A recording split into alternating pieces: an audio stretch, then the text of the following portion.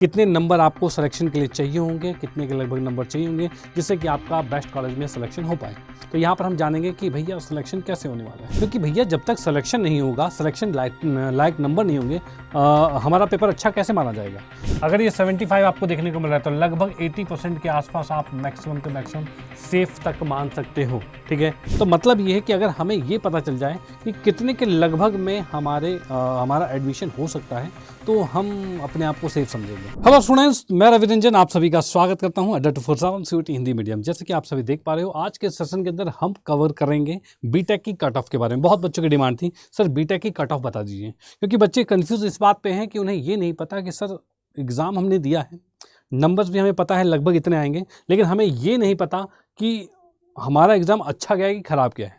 क्योंकि भैया जब तक सिलेक्शन नहीं होगा, सिलेक्शन लायक नंबर नहीं होंगे, हमारा पेपर अच्छा कैसे माना जाएगा। तो मतलब ये है कि अगर हमें ये पता चल जाए कि कितने के लगभग में हमारा एडमिशन हो सकता है तो हम अपने आप को सेफ समझेंगे। तो इसी बात पर हम यहाँ पर चर्चा करेंगे कि भाई आपको अगर बीटेक में सिलेक्शन चाहिए तो उसके लिए क्या कट ऑफ रहना होगा, कितने नंबर आपको सिलेक्शन के लिए चाहिए होंगे, कितने के लगभग नंबर चाहिए होंगे जिससे कि आपका बेस्ट कॉलेज में सिलेक्शन हो पाए। तो यहाँ पर हम जानेंगे कि भैया सिलेक्शन कैसे होने वाला है। तो यहाँ पर कि हम बात करते हैं तो सबसे पहले हम यहाँ पर आएंगे, आपके सामने आता है भाई केंद्रीय विश्वविद्यालय हरियाणा, यानी कि हम बात करेंगे कि भाई आपके पास सेंट्रल यूनिवर्सिटी है हरियाणा की, और उसके अंदर हम देख पा रहे हैं बीटेक इन कंप्यूटर साइंस। भैया बहुत ही डिमांडिंग आपका ये सब्जेक्ट है कंप्यूटर साइंस। अब इसकी हम बात करते हैं कि इसके लिए क्या स्कोर हमारे पास रहना चाहिए। जैसे कि हम लास्ट ईयर की बात की जाए तो उसमें हमारे पास ये 75% तक का लगभग हुआ था, न्यूनतम 72% तक गया था। ठीक है, इसका मतलब ये है कि इस बार भी आपको लगभग इसके बराबर, इसके आसपास में ही कुछ मार्क्स आपको चाहिए होंगे। इसके पास में सर कितना, तो मैं आपको बताऊंगा। अगर ये 75 आपके पास दिख रहा है, एक मिनट,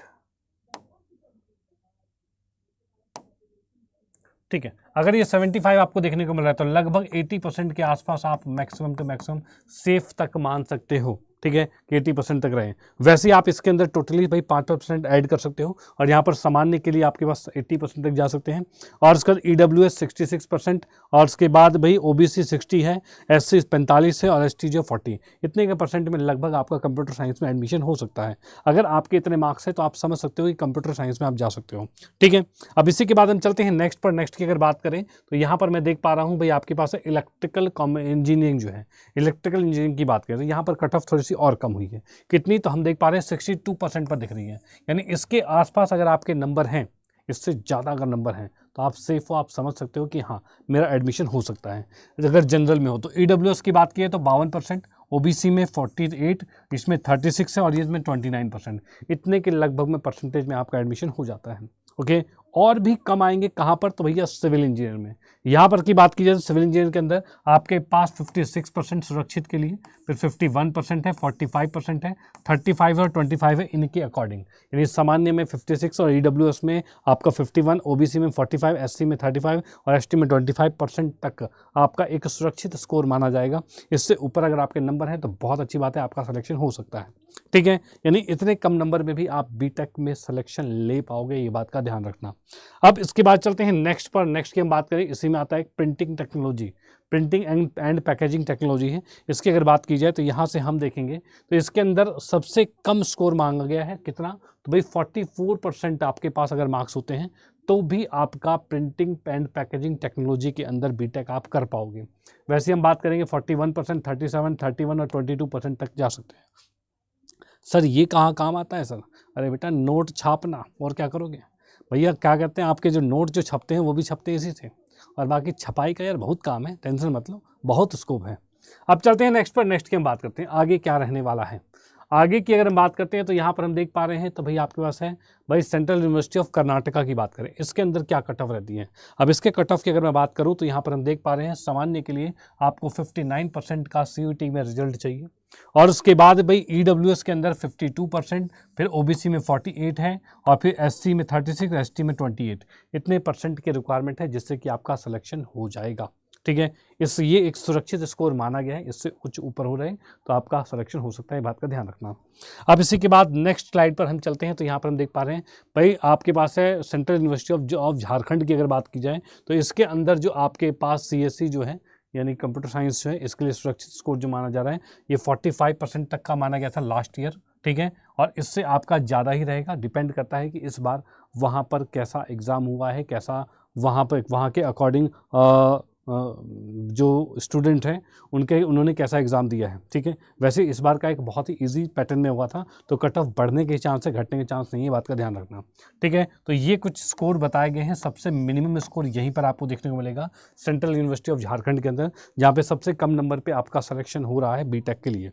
ओके, अब इसके बाद हम चलेंगे नेक्स्ट पर। नेक्स्ट की हम बात करें तो यहाँ पर हम देख पा रहे हैं भाई, जो आपका महात्मा गांधी सेंट्रल यूनिवर्सिटी जो है उसके अंदर क्या है, इसके अंदर अंकों में यहाँ पर दिया हुआ है। यहाँ पर भाई जो सेफ अंक जो आपको दिए हुए थे वो 520 से 540 के बिहार पर किस में से 800 में से हैं। यानी कि इस हिसाब से कहा जाए तो 8 होता है, यानी 65 से 70% तक, मैं 70 मानता हूँ भाई, 70% तक आपका स्कोर है तो आपको कोई ना कोई कोर्स तो मिल ही जाएगा बीटेक का, ये बात का ध्यान रखना। ठीक है, इसी प्रकार से आपके पास रहेगा भाई अन्य पिछड़े वर्ग ओबीसी के लिए है, जो कि मैं 65% कहूँगा। ठीक है, और भाई और ये भी आपका 60% के लिए है। ठीक है, 60% के आसपास है। और उसके बाद ये आएगा 55% तक, ये 50% तक। और आर्थिक रूप से ईडब्ल्यूएस नीचे है, वही मैं सोचिए बढ़ कैसे गया, ये बढ़ कैसे गया है। तो यहाँ पर भाई 856, ये भी 65% तक आप कह सकते हो। यानी कि इतने के लगभग आपके अगर परसेंटेज होते हैं तो आपको महात्मा गांधी सेंट्रल यूनिवर्सिटी में कहीं ना कहीं सिलेक्शन मिल ही जाएगा, ये बात का ध्यान रखना। ओके, अब इसके बाद हम चलते हैं नेक्स्ट पर। नेक्स्ट की बात करें तो मैं यहाँ पर देख पा रहा हूँ आपके सामने BBAU बाबा भीमराव अंबेडकर यूनिवर्सिटी जो है, इसके अंदर हम देखेंगे भाई कंप्यूटर साइंस इंजीनियरिंग की बात की जाए, यानी कि CSE की बात की जाए, तो इसमें सामान्य आपको देख पा रहे हैं 594 से 604। ये भी स्कोर आपका 800 में से देखने को मिल रहा था पिछली बार, क्योंकि पिछली बार जो एग्जाम होते थे वो 200 नंबर के हुआ करते थे, तो उस कंडीशन में 800 नंबर में से मिलते थे।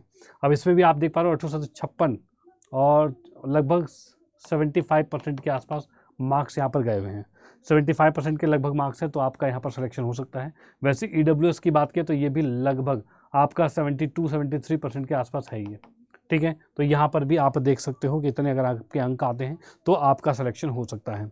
उसके बाद इलेक्ट्रिकल एंड कम्युनिकेशन यानी ECE की बात की जाए तो यहाँ पर भी आपने ये देखा 531 से 541 के बीच का कुछ सिलेक्शन हुआ था, तो इसका मतलब आपका इस बार भी कितना रहेगा, तो भाई 6856 65% से ऊपर यानी 68% के आसपास अगर आपका रहता है तब आप इलेक्ट्रॉनिक कम्युनिकेशन जो है उसमें सिलेक्शन ले पाओगे। इसी प्रकार से यहाँ पर ये 65% के आसपास मैं कह सकता हूँ भाई, 65 या 62-63% के आसपास कहा जा सकता है, जहाँ पर भी आपका इलेक्ट्रॉनिक कम्युनिकेशन में सिलेक्शन हो जाएगा। ओके, और उसके बाद हम देखेंगे इलेक्ट्रिकल इंजीनियरिंग की बात करें तो इसमें कट ऑफ और कम हो जाएगी, जो कि आपके पास 60% के आसपास पहुँच जाएगा। और यहाँ पर आप देख पा रहे हो इसके अंदर तो और ही कम हो गया, बहुत ही कम हो गया। ठीक है, आप इसमें देख पा रहे हो 8 चौक 32, 40% भी नहीं जा रहा, इसमें कि लगभग मान लो जहाँ पर आपका सिलेक्शन हो रहा है किसमें भाई, इलेक्ट्रिकल इंजीनियरिंग के अंदर। इसके बाद नेक्स्ट की हम बात करें BHU की बात करें, जो कि मोस्ट डिमांडिंग आपका यूनिवर्सिटी रहता है, बनारस हिंदू यूनिवर्सिटी। यहाँ पर फूड टेक्नोलॉजी के अंदर बीटेक करवाई जाती है। और इसके अंदर की मैं बात करूँ तो यहाँ पर कट ऑफ थोड़ी हाई जाती है। हाई कितनी, तो ये जो कट ऑफ आपको देखने को मिल रही है ये आपको 600 में से अंक में से मिल रहे हैं भाई। 600 फिजिक्स केमिस्ट्री मैथ की रिक्वायरमेंट होती है यहाँ पर। अब 600 में से इतना है तो 6 निम 54 यानी लगभग 92-93% के आसपास ये कट ऑफ जा रही है, जो कि आपकी पहली कट ऑफ रहेगी किसके लिए, ये कट ऑफ रहेगी आपके सामान्य वर्ग के लिए यानी जनरल के लिए।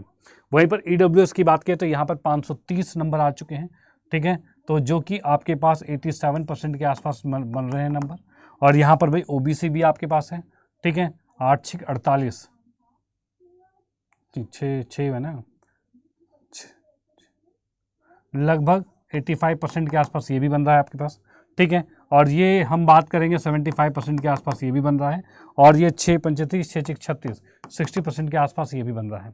इतने के कट ऑफ अगर आपके आते हैं, इतने परसेंटाइल आपके अगर आते हैं तो उसके बाद आप यहाँ पर से बढ़िया से आप सिलेक्शन ले पाओगे, ये बात का ध्यान रखना। ठीक है, अब इसी के बाद चलेंगे नेक्स्ट में। नेक्स्ट हमारे पास आता है दिल्ली यूनिवर्सिटी की। अगर बात करें दिल्ली यूनिवर्सिटी की, अगर मैं बात करता हूं तो आपकी जो पहली कट ऑफ, क्योंकि कभी भी जब कट ऑफ निकलती है तो first cut off, second cut off, third cut off ऐसे निकलती है। फर्स्ट कट ऑफ जो दिल्ली यूनिवर्सिटी की निकलती है वो तो बवाल मचा देती है। वो मचाती कुछ ऐसे हैं कि आपकी जो फर्स्ट कट ऑफ रहेगी वो 99% के आसपास पहुँच जाएगी, ये बात का ध्यान रखना, 99% तक पहुँच जाएगी। ओके, उसके बाद second cut off, third cut off ऐसे आते आते वो minimum to minimum 85% last year गया था, लेकिन इस साल मैं 90% ही कहूँगा। 90 से अगर आपके कम परसेंट जाते हैं तो आपका सिलेक्शन बहुत मुश्किल हो जाएगा। 90% से ऊपर ही नंबर हैं तभी आप यहाँ पर से आईटी या कंप्यूटर साइंस से बीटेक कर सकते हो। वहीं मैथमेटिकल इनोवेशंस की बात की जाए, आईटी के से किया जाए, तो इसके अंदर भी सेम कट ऑफ वही है, यानी कि इसमें भी आपका 90 से 99% मैं कहूँगा इतने के बीच में आपका सिलेक्शन होगा। ओके, तो इस प्रकार से आप अपने आप को एनालाइज कर सकते हो। मैंने आपको बता दिया है कि मिनिमम 40% वाले भी बता दिए और मैक्सिमम 99% वाले भी बता दिए कि यहाँ पर इतने इतने इस कॉलेज में आपका ऐसे सिलेक्शन हो सकता है। ठीक है, आपको अगर अब इसके बाद कोई भी किसी प्रकार की दिक्कत परेशानी है, ठीक है, तो आप नीचे कमेंट बॉक्स में कमेंट कर सकते हो कि सर मुझे इसके बारे में बताइए, मुझे उसके बारे में बताइए, मुझे इसकी कट ऑफ बताइए, ऐसे करके आप पूछ सकते हो।